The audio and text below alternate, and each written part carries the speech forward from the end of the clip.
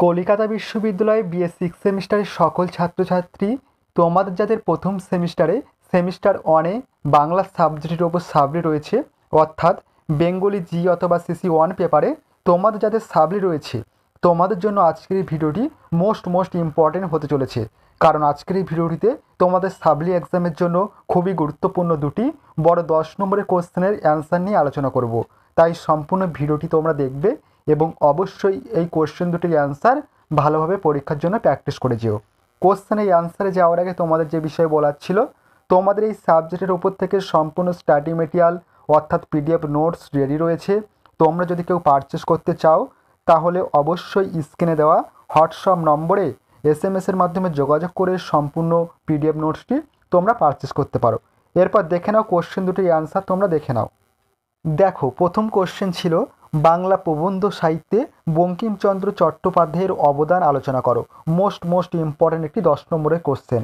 দেখো অ্যান্সারটি দেখে নাও। অ্যান্সারে লিখবে, বাংলা সাহিত্য জগতে বঙ্কিমচন্দ্র চট্টোপাধ্যায়ের নাম এক অনন্য স্থান অধিকার করে আছে। মূলত উপন্যাস লেখক হিসেবে তিনি সুবিখ্যাত, তবে তার প্রবন্ধ সাহিত্যে একইভাবে বাংলা ভাষার অন্যতম রত্ন। বাংলা প্রবন্ধ সাহিত্যের বিকাশে বঙ্কিমচন্দ্রের অবদান অনস্বীকার্য, কারণ তিনি কেবল প্রবন্ধ রচনায় নিজস্ব দক্ষতা দেখাননি, বরং সমালোচনামূলক চিন্তাধারায় ও প্রসার ঘটিয়েছেন। তার প্রবন্ধগুলো বিষয়বস্তুর বৈচিত্র্য, ভাষা গভীরতার জন্য আজও প্রাসঙ্গিক। নেক্সট পয়েন্ট লিখবে, প্রবন্ধ সাহিত্যে বঙ্কিমের স্থান ও প্রভাব। প্রবন্ধ সাহিত্যে বাংলা সাহিত্যের একটি গুরুত্বপূর্ণ অংশ। প্রবন্ধ সাহিত্য বাংলা সাহিত্যের একটি গুরুত্বপূর্ণ অংশ, যা সময়ের সঙ্গে সঙ্গে নতুন দিগন্ত উন্মোচন করেছে। বঙ্কিমচন্দ্র চট্টোপাধ্যায়ের প্রবন্ধসমূহ বাংলা ভাষার গভীরতা ও ঋজুতার একটি শক্তিশালী উদাহরণ। তার লেখা কেবল একটি বিষয়কে উপস্থাপন করেনি, বরং সেই বিষয়ের প্রতি সাধারণ মানুষের মনোযোগ আকর্ষণ করেছে। তৎকালীন সমাজ, ধর্ম, রাজনীতি এবং সাহিত্য নিয়ে তার চিন্তাভাবনা এবং সেসবের প্রতি সমালোচনামূলক দৃষ্টিভঙ্গি সেই সময়ের পাঠক সমাজে আলোড়ন তুলেছিল। নেক্সট পয়েন্ট, বঙ্কিমচন্দ্রের প্রবন্ধের শ্রেণীবিভাগ। বঙ্কিমচন্দ্র চট্টোপাধ্যায়ের প্রবন্ধ সমূহকে প্রধানত 4টি শ্রেণীতে ভাগ করা যায়, যথা 1. জ্ঞান বিজ্ঞান সম্পর্কিত প্রবন্ধ, 2. সাহিত্য সমালোচনামূলক প্রবন্ধ, 3. ধর্ম দর্শন সম্পর্কিত রচনা, 4. ব্যঙ্গাত্মক ও হাস্যরসমূলক রচনা। প্রতিটি বিভাগে তার কাজের মৌলিকত্ব এবং চিন্তার গভীরতা বিদ্যমান। নিচে প্রতিটি বিভাগের বিস্তারিত আলোচনা করা হলো। 1 নম্বর পয়েন্ট, জ্ঞান বিজ্ঞান সম্পর্কিত প্রবন্ধ। বঙ্কিমচন্দ্র চট্টোপাধ্যায়ের চিন্তাভাবনা এবং রচনার বিশাল অংশ বিজ্ঞান এবং জ্ঞানের উপর কেন্দ্রীভূত। তার বিজ্ঞানমূলক প্রবন্ধগুলোতে তৎকালীন আধুনিক বৈজ্ঞানিক ধারণাগুলির প্রতি আকর্ষণ স্পষ্ট। বিজ্ঞান রহস্য 1875 এবং বিবিধ প্রবন্ধ 1887 ও 1893 শিরোনামে তার বৈজ্ঞানিক চিন্তাধারার পরিচয় পাওয়া যায়। নেক্সট, দ্বিতীয় পয়েন্ট, সাহিত্য সমালোচনামূলক প্রবন্ধ।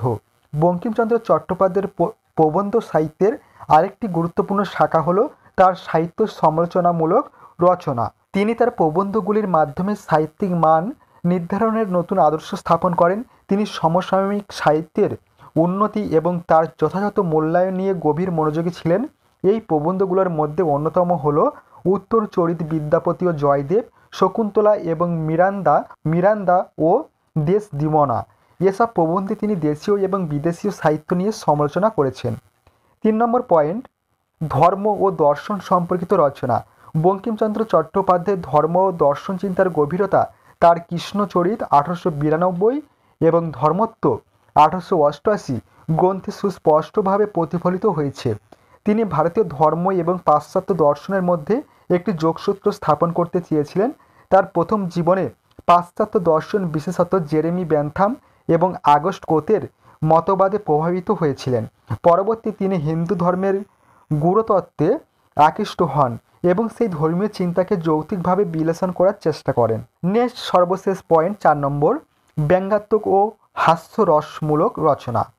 বাংলা প্রবন্ধ সাহিত্যের একটি চমকপ্রদ শাখা হলো বঙ্কিমচন্দ্রের ব্যঙ্গাত্মক এবং হাস্যরসাত্মকমূলক রচনা। এই রচনাগুলোতে তার লেখনীর আরও এক ভিন্ন দিক উন্মোচিত হয়েছে। লেখক লোকরহস্য 1874, কমলাকান্তের দপ্তর 1857 এবং মুচিরাম গুড়ের জীবনচরিত 1884 এই রচনাগুলোর মধ্যে বাঙালি জীবনের বিভিন্ন অসঙ্গতি এবং হাস্যকর পরিস্থিতি তুলে ধরা হয়েছে। এরপর দেখো নেক্সট দ্বিতীয় কোশ্চেন ছিল বাংলা গদ্যের বিকাশে ঈশ্বরচন্দ্র বিদ্যাসাগরের অবদান আলোচনা করো। Most important question. দেখো অ্যান্সারটি দেখো। প্রথম পয়েন্ট লিখবে ভূমিকা। ঊনবিংশ শতাব্দীর বাংলার মাটিতে আবির্ভূত কয়েকজন জ্যোতির্ময় পুরুষ ব্যক্তির স্বাতন্ত্র্যে উজ্জ্বল কীর্তিমান বাঙালিদের মধ্যে অন্যতম হলেন মনীষী ঈশ্বরচন্দ্র বিদ্যাসাগর। অসাধারণ মেধা, তীব্র বিচার বুদ্ধি, সুবিশাল পাণ্ডিত্য এবং দুর্জয় হৃদয় বৃত্তির ঐশ্বর্য ছটায় তার জীবন ছিল প্রদীপ্ত।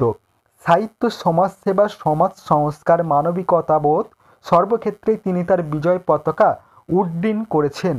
বাংলা গদ্য সাহিত্যের বিকাশে, বিশেষত শিশু সাহিত্যের বিকাশে তার অবদান অপরিসীম। বিদ্যাসাগর সর্বপ্রথম বাংলা গদ্যের সূচনা না করলেও বাংলা গদ্যের বিকাশের ক্ষেত্রে তার প্রচেষ্টা ছিল সর্বাধিক গ্রহণযোগ্য ও বাস্তবসম্মত। বাংলা গদ্যের প্রকৃত জনক হিসেবে বিদ্যাসাগর। নেক্সট পয়েন্ট, বাংলা গদ্যের প্রকৃত জনককে সে সম্পর্কে বিতর্ক কম নেই। বাংলার গদ্যের প্রকৃত জনককে সে সম্পর্কে বিতর্ক কম নেই। কেউ রামমোহনকে, কেউ ফোর্ট উইলিয়াম কলেজের অধ্যাপকদের বাংলা গদ্যের প্রবর্তক বলে মনে করেন, কিন্তু বিদ্যাসাগরের মাধ্যমে বাংলা গদ্যের প্রথম সূত্রপাত না ঘটলেও সর্বপ্রথম শিল্পসম্মত গদ্যরীতির প্রকাশ দেখতে পাওয়া যায়। সংস্কৃত ভাষায় সুপণ্ডিত হওয়ার দরুন তিনি তার সেই জ্ঞান বাংলা গদ্যরূপের মধ্যে আরোপ করে বাংলা গদ্যকে তিনি সুসমত্ব প্রদান করেন। সর্বোপরি বাংলা গদ্য সাহিত্যে তিনি সাহিত্য রসের সঞ্চার করেন। তার প্রবর্তিত গদ্যরীতির পথ ধরেই পরবর্তী সময়ে বাংলা গদ্যের ধারা প্রবাহিত হতে থাকে। সুতরাং এদিক দিয়ে বিচার করলে বিদ্যাসাগরকে বাংলা গদ্যের প্রকৃত জনক বলতে দ্বিধা নেই। নেক্সট পয়েন্ট, বিদ্যাসাগরের মৌলিক রচনা। বিদ্যাসাগরের মৌলিক গ্রন্থাবলীগুলি হল সংস্কৃত ভাষা ও সংস্কৃত শাস্ত্র বিষয়ক প্রস্তাব 1851, বিধবা বিবাহ প্রচলিত হওয়া উচিত কিনা এ বিষয়ক প্রস্তাব 1855, বহু বিবাহ রচিত হওয়া, এখানে বানানটি ভুল আছে, রচিত হওয়া উচিত কিনা এ বিষয়ক প্রস্তাব, বিতর্কমূলক রচনা প্রভাবতী সম্ভাষণ 1863, আত্মজীবনী বিদ্যাসাগর চরিত 1891, ছোটদের জন্য শিশুপাঠ্য, বর্ণপরিচয়, কথামালা, বোধোদয় ইত্যাদি। এরপর দেখো নেক্সট পয়েন্ট, বিদ্যাসাগরের অনুবাদ রচনা। তার অনুবাদ গ্রন্থগুলি হলো হিন্দি বৈতালি পঞ্চিশি গ্রন্থের অনুবাদ, বেতাল পঞ্চবিংশতি, মহাকবি কালিদাসের অভিজ্ঞান শকুন্তলম, নাটকের অনুবাদ গ্রন্থ শকুন্তলা, বাল্মীকি রামায়ণের উত্তরাকাণ্ডের অনুসরণে সীতার বনবাস, শেক্সপিয়ারের অনুবাদ ভ্রান্তিবিলাস। তার অনুবাদ গ্রন্থগুলি কিছু বিশেষ বৈশিষ্ট্য হল: ক, গ্রন্থগুলি মৌলিক সৃষ্টির বৈশিষ্ট্যে মণ্ডিত। খ, গদ্যের ভাষা উপস্থাপনা সম্পূর্ণ নিজস্ব। গ, কোনো অনুবাদ ক্লাসিক সাহিত্য পর্যায়ে উন্নীত। এরপর দেখো নেক্সট পয়েন্ট, ব্যঙ্গাত্মক রচনা। উপরোক্ত রচনাগুলি ছাড়াও বিদ্যাসাগর কিছু ব্যঙ্গাত্মক সাহিত্য সৃষ্টিও করেছিলেন, যেমন অতি অল্প হইল 1873, আবার অতি অল্প হইল 1873, ব্রজবিলাস 1884। এই তিনখানি গ্রন্থ তিনি কস্যচিত উপযুক্ত ভাইস্পর্শ ছদ্মনামে প্রকাশ করেছিলেন। এরপর নেক্সট পয়েন্ট, বাংলা গদ্য সাহিত্যের বিকাশে বিদ্যাসাগরের অবদান। 1 নম্বর অবদান, ধ্বনি ঝঙ্কার অনুসরণ করে উপযুক্ত স্থানে জ্যোতিচিহ্ন স্থাপন করে বাক্যাংশগুলিকে সাজিয়ে তিনি প্রথম গদ্য ছন্দকে আবিষ্কার করেছিলেন। দ্বিতীয় অবদান, কোমা সেমিকোলন এর ব্যবহার বিদ্যাসাগরই প্রথম যথার্থ অধিকারীর ঢং করতে পেরেছিলেন। 3 নম্বর অবদান, বিদ্যাসাগরের ভাষা স্বচ্ছ ও প্রাঞ্জল সন্ধিযুক্ত ও সমাসবদ্ধ শব্দ ও পদ থাকলেও তা গতিকে ব্যাহত করে না, বরং ভাষা আরও গতিময় হয়ে ওঠে। 4 নম্বর অবদান, বাংলা কোলাজ এবং ফ্রেঞ্চ বাক্যাংশ প্রয়োগ করে ভাষার ব্যবহারযোগ্যতা সম্পাদন করেছিলেন তিনি। এই ছিল তোমাদের সম্পূর্ণ কোশ্চেন দুটির অ্যান্সার। Most important question. পূর্বের ভিডিওটিতে আমি তোমাদের বেশ কিছু 10 নম্বরের গুরুত্বপূর্ণ কোশ্চেন এবং তোমাদের PYQ SCQ কোশ্চেনের সমাধান নিয়ে আলোচনা করেছি। তোমরা যারা এখনও পর্যন্ত সেই ভিডিওগুলি দেখোনি, অবশ্যই তোমরা এই চ্যানেলে ভিজিট করে সেই ভিডিওগুলি দেখে নিও। অবশ্যই তোমরা উপকৃত হবে।